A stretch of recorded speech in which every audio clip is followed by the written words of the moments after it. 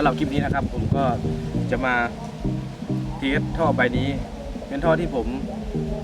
ต่อเองซึ่งผมเอาท่อมันจะมีอยู่2ใบเป็นท่อเก่าครับผมก็เอาอีกท่อหนึ่งมายำเข้าด้วยกันให้มันยาวขึ้นผมหวังว่ามันจะเสียงเบา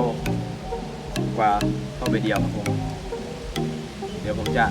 ตั้งให้ทุกคนได้ดูครับผม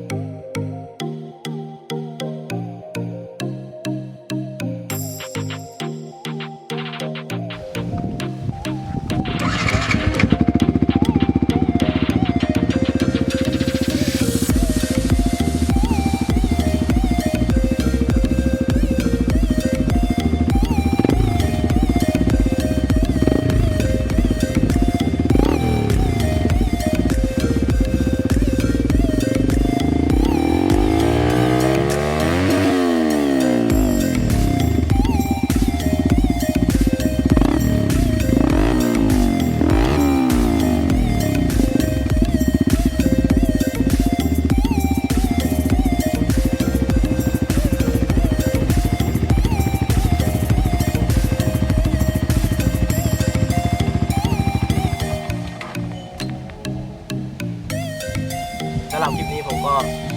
ฝากไว้เท่านี้ครับผมฝากกดติดตามช่องสายดวกด้วยนะครับผม